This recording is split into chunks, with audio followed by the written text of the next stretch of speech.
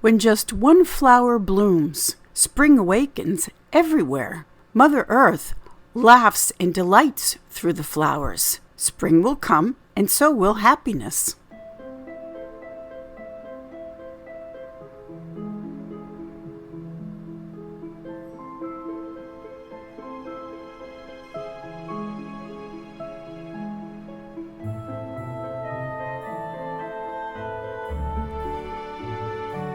Starcasting to you from the City of Angels. Hello everyone, I'm Karis. Thank you so much for being here and listening to the Voice of Astrology podcast. This is your astrology cosmic superpower for the week beginning Sunday, March 16th through Saturday, March 22nd, 2025. Let's journey together with astrology and explore how to connect with the stars, the planets, the energies for our new week ahead. Our marvelous March evening sky starts off the week on Sunday, March 16th with the waning gibbous moon. It's going to pass the bright star Spica, which is called the sweetest star in the heavens. And also, Spica is the brightest star in the constellation of Virgo, the Maiden. They will rise together late in the evening and be visible through dawn. Monday, March 17th, the moon reaches its apogee. That is the farthest distance from Earth in its elliptical orbit. On the morning of March 18th, the waning gibbous moon will lie near Antares and below the star Zuben-el-Genubi, which is the brightest star in the constellation of Libra, the scales of justice.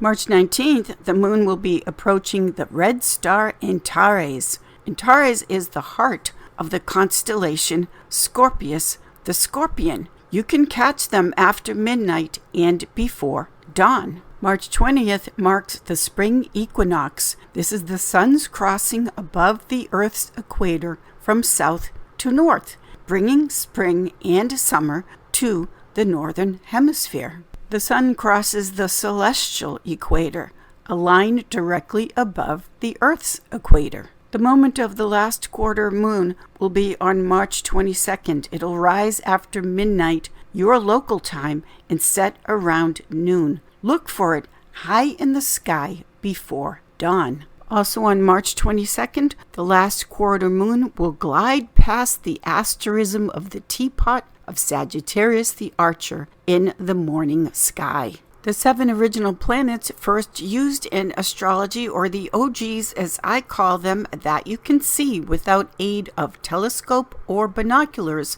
just like the first original astrologers did, they are starting off the week lined up as such. We've got the sun in mutable water Pisces ruled by Jupiter. The moon is in cardinal air Libra ruled by Venus. Mercury is in Aries ruled by Mars. Venus is in her detriment in Aries ruled by Mars. Mars is in fall placement in the sign of Cancer. Jupiter is in its detriment in Gemini ruled by Mercury. And Saturn is in Pisces ruled by Jupiter. As we start off the week on Sunday, the Sun's Day, March 16th, double and triple check all of the information you're getting, whether it's a doctor's appointment, a veterinarian's appointment, your car being checked, your telephones, your communications, any agreements, any deals, contracts that are on the table. Double and triple check everything and do not be rushed into anything, because what's happening here is we start off the week on Sunday, the Sun's Day, wanting clarity and transparency. Everything out in the open and everything in the light. Now the moon in Libra, cardinal air Libra, wants to get something started and started quickly. The moon in Libra is making an opposition to Mercury in cardinal fire Aries, which also wants to act and initiate fast. So the cardinal signs of the zodiac, they're great at starting something and just wanting to get it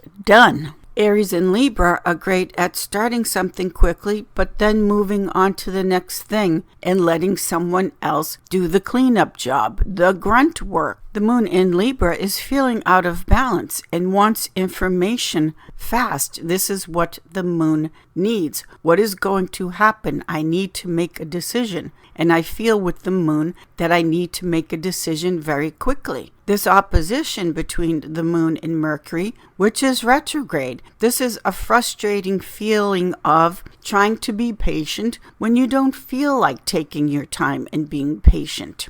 With the moon in Libra, try not to be impatient and rush yourself, because we know with Libra that making a decision involves looking at all different sides to a situation and an angle before the moon in Libra, the sign of Libra, finally decides. So this pressure that you may be putting on yourself to make a final decision, to decide something, this moon opposition Mercury is, again, look at something and double, triple check what it is that the information that you're getting, or because if it's a Sunday, that you are planning on getting during our week ahead in astrology. If on Sunday the 16th you're in the planning stages of something that you need to get done during the week, then the Sunday is a great day to prepare. Have all your questions written out, have all of the information that perhaps you need organized, listed, so that you don't have to feel rushed and that you feel very satisfied in the sense of you got the information and it was double and triple checked at least. This is what the moon in Libra needs. It needs balance and to know that the communication with whatever communication or information you need to have, that it's in order so that you don't get frustrated, put pressure on yourself unnecessarily with the moon opposition Mercury retrograde in Aries, and then the whole thing just breaks up, separates, and you end up feeling frustrated when all is said and done. The moon in Libra also makes inconjunct aspects to Saturn in Pisces, Uranus in Taurus, the Sun in Pisces, Neptune in Pisces. So the inconjunct aspects are all of the little adaptions and changes that need to be considered and looked at. Inconjuncts can be very frustrating because it's like ticky-tacking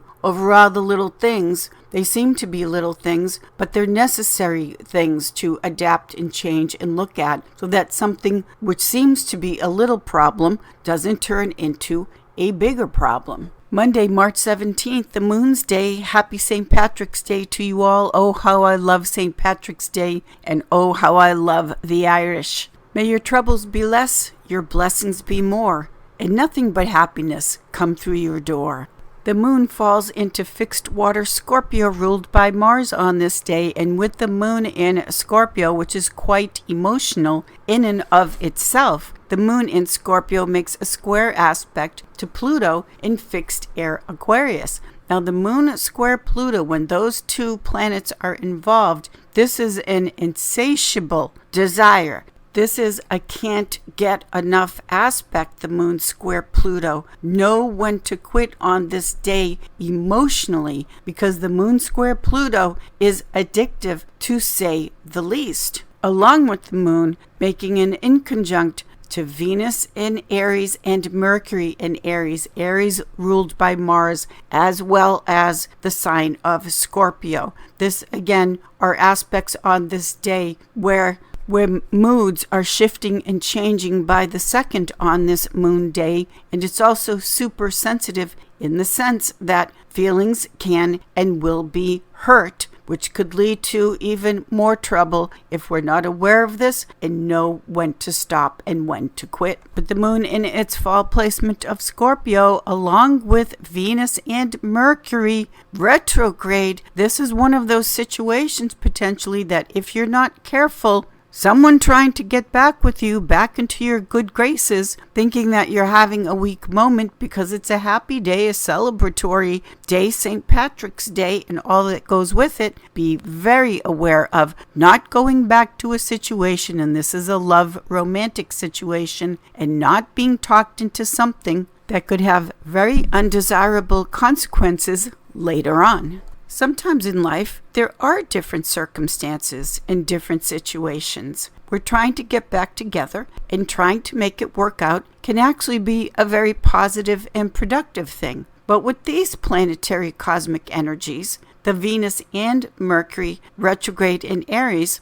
this is not highlighting for you from the cosmos that this is one of those times. Be careful. Tuesday, March 18th, the astrology cosmic energy, the cosmic power wants you to know is highlighting for you that you are not a victim. You have the power. You're never a victim. We still have the moon in her fall placement of fixed water Scorpio, which is where you live in your emotions, your emotional body. The moon in Scorpio is making a water trine flow to the greater and lesser malefics, Saturn and Mars. Now the moon in Scorpio making this water trine flow to Mars in its fall in the sign of Cancer, Mars being the ruler of Scorpio. Do not beat yourself up and torture yourself with Mars in its fall of Cancer because of what you may be perceiving as failures you've made in life. Making mistakes in life is the only way we can learn. We don't learn how to ride a bicycle until we fall off the bicycle and finally get it. Also, anything in your life that you are extremely emotional about and you're feeling powerless to change or do something about it. You have the power. You were born with that power. This is a very emotional day involving Saturn and Mars. So feel your feelings. That's natural and normal, of course. But to turn those emotions in on yourself in a negative way, especially in the area of the stomach, that's what Cancer rules over. The moon in Scorpio, the moon being the mom in the stomach area. Mars in its fall in the sign of Cancer, which is the mom and the stomach area. Also be mindful to eat very healthy on this day, always, but especially this day, because the moon rules over the moods that are connected to the foods we eat. If you can, try to keep your schedule open on March 18th so that depending on how you feel and where the emotions are going, if you can try to keep your schedule open, then you can adapt and change to what it is that you really need emotionally on a very personal level. This is the cosmic energy today, and then you can go with those changes and adaptations. Water is the element of addiction, and if you're not feeling so strong on this day, also be mindful of not taking the emotional hook from someone else and getting all caught up in their emotional drama. It works both ways, meaning don't do this to yourself and don't let someone else do this to you as well. Wednesday, March 19th, Mercury's day, we have the moon entering mutable fire Sagittarius ruled by Jupiter. Also on this day, we have the sun in Pisces conjunct Neptune in Pisces ruled by Jupiter. This sun conjunct Neptune in Pisces is the last one for about the next 165 years. The planet Neptune was discovered less than 200 years ago on September 23rd during Libra time, 1846, which did initiate a new season, Libra being a cardinal sign of the zodiac, that ushers in a new season at the time of the autumn equinox, which was when Neptune was discovered during Libra time, the autumn equinox. The sun in Libra is in its fall as we lose daylight each day as we move towards the winter solstice. The same year that Neptune was discovered, less than 200 years ago, the sewing machine and the saxophone was also invented in 1846. The French astronomer Urbain Le Verrier predicted the discovery of Neptune before Neptune was physically viewed, and his mathematical calculations that were based on the irregularities of the planet Uranus were correct. Le Verrier sent his results to Johann Galle at the Berlin Observatory, and on September 23rd, during Libra time, 1846, Neptune was physically seen through the telescope. Le Verrier was a Pisces. His birthday was on March 11th. And after the discovery, he suggested to the astronomical community At the time, he suggested in a big, huge, over-the-top Jupiterian way that the planet Neptune should be named after him. After all, it was the same year that the sewing machine and the saxophone were invented in 1846. Doesn't the saxophone and the sewing machine have the qualities of Neptune, the ocean, spirituality, confusion, delusion, and lies? The astronomers at the time did not like the idea of naming Neptune after the French astronomer that discovered Neptune. They wanted to stay with the tradition of naming the visible planets after the Roman gods. Neptune is the color blue. Neptune appears blue because its atmosphere contains methane, which absorbs the red light and reflects the blue light back into space. Eventually, Leverrier agreed and went along with the program, and it was decided that Neptune, the color blue, would be named after the Roman god of the ocean and assigned to the sign of Pisces, which perhaps pleased Leverrier very much. He was a Pisces after all, born on March 11th, and Neptune was at least assigned to his sign, birth sign of the zodiac. The French astronomers' mathematical calculations that led to the discovery and viewing of the planet Neptune were incredible and are incredible. What I find interesting is that I looked up Leverrier's astrology chart, because your chart lives eternally.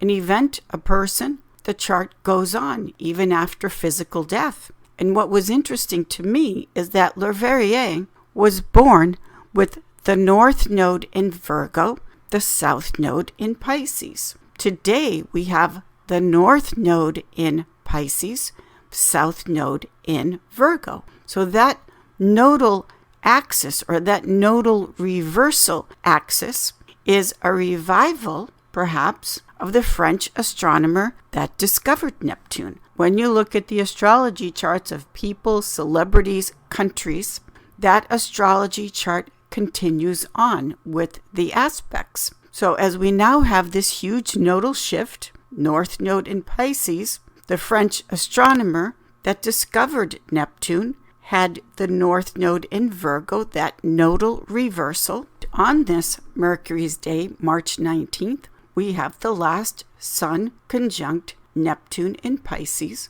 for about the next 165 years. With the Sun conjunct Neptune in Pisces, ruled by Jupiter, dream big, reach for the stars. Jupiter doesn't recognize limitations and boundaries. Dream as big as you want and know where this is taking place in your personal astrology chart. You might not want to go along, though, with the French astronomer Urbain Le Verrier that discovered Neptune and caved in and went along with the community, the program, to assign Pisces and Neptune together. Confusion, delusion, and lies.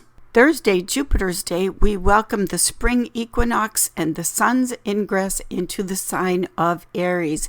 The sun exalts Aries. Happy springtime. Happy International Astrology Day. Happy March 20th, the first day of spring.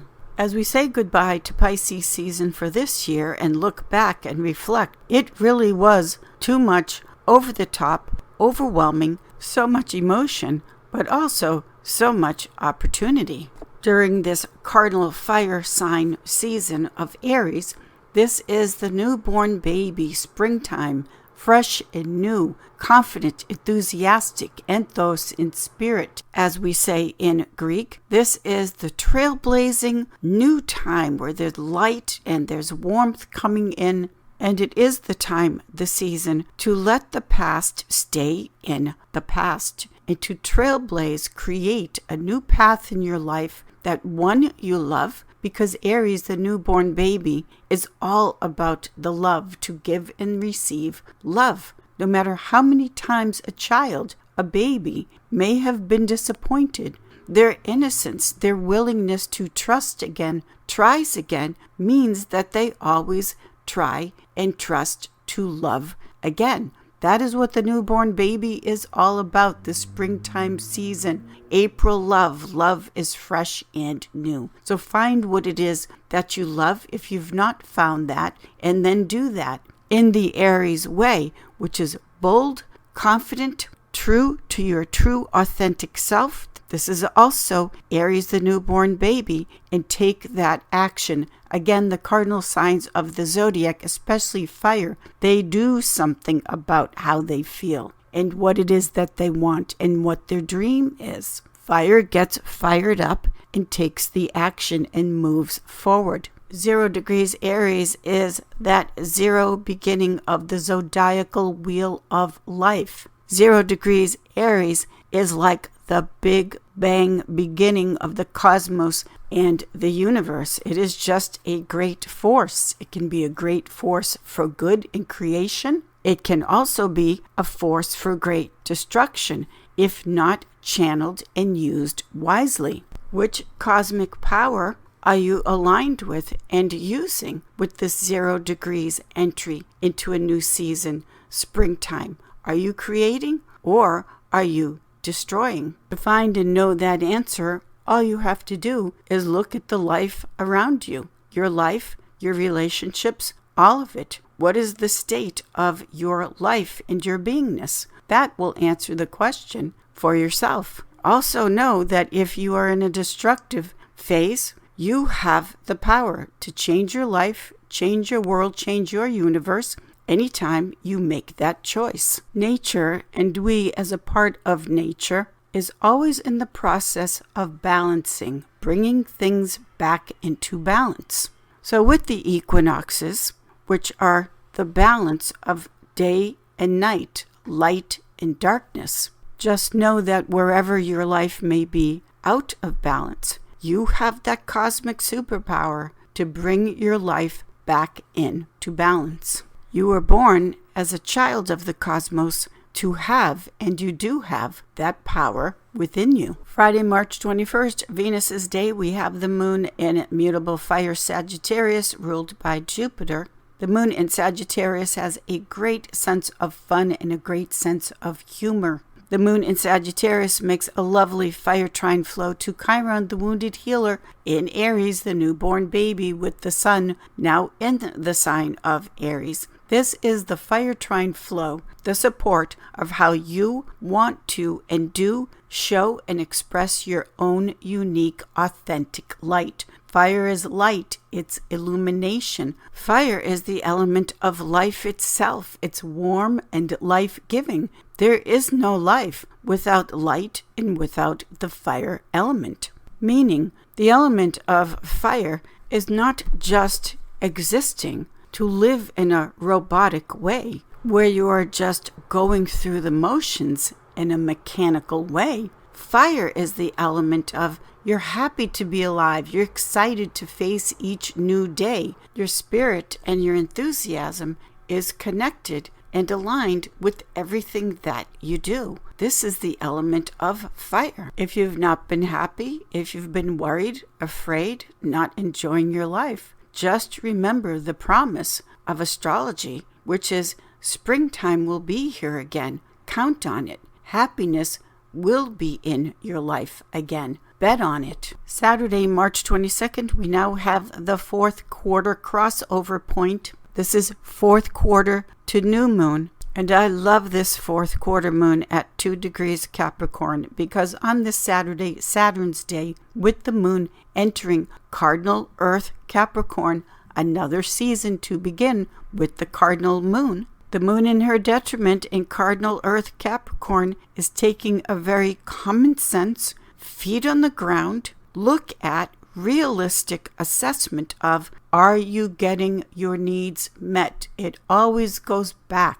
to the infant, to the baby, to the moon, which is being connected to how you feel, your emotional body, meaning knowing how you feel, what you want, what you need. Are you getting your needs met? Are you being a great parent to yourself and making sure that your needs get met. The moon in Capricorn, which is her exile and so far away from home, the moon's home placement in Cancer, is the feeling of being responsible for everybody else except yourself. Moon in Capricorn is everybody else's needs matter, but not yours. And so making this assessment as we move from fourth quarter to new moon, which is that inner reflective time, and taking a very common sense, down-to-earth, practical look at where and how you are happy or not, because what you need, the moon, are you making your needs a priority in your life? Not that other people don't matter. Of course, we want our loved ones and family and all of that to be happy. We love to do for the people that we love. We want them to be happy, but not at the expense that you are emotionally depleted and not doing for yourself as well. The moon in Capricorn makes a square to Venus and Mercury in Aries. And then the sun in Aries makes a conjunction to Venus in Aries in its detriment. So this squaring off between cardinal fire Aries, cardinal earth Capricorn, this is making the reflective decision and contemplation over what is new that could potentially come into your life, Aries, that excites you, lights you up, fires you up.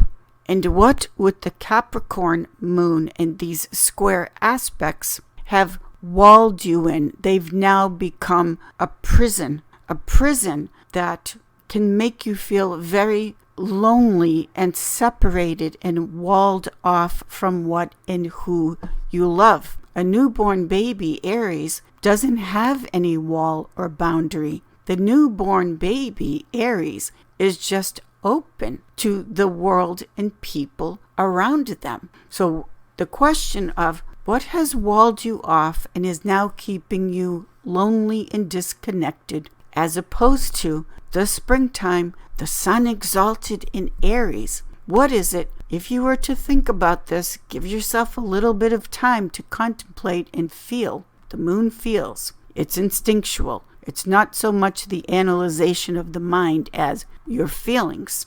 If you even feel lost with this one as far as feeling into your needs, always go back to nature. Go to the natural world around you. That will support and help you out. So as we close out this week, what is it that lights you up and excites you and is fresh and new, as opposed to what moon in Capricorn, fourth quarter moon, with these moon squares taking place between the moon in Capricorn and newborn baby Aries? What have you been doing again and again in your life? What pattern that has now become like a prison and is keeping you in the past and also very lonely and feeling walled off from yourself and life and love? Thank you, everyone. I will see you all in the stars. Happy St. Patrick's Day to you all. Put on some green. Wear green, the color of life and nature and growth and flourishment. It'll make you feel better. Celebrate life a little bit, even if you don't want to. Force yourself. And may the luck of the Irish always be with you. Erin go bragh.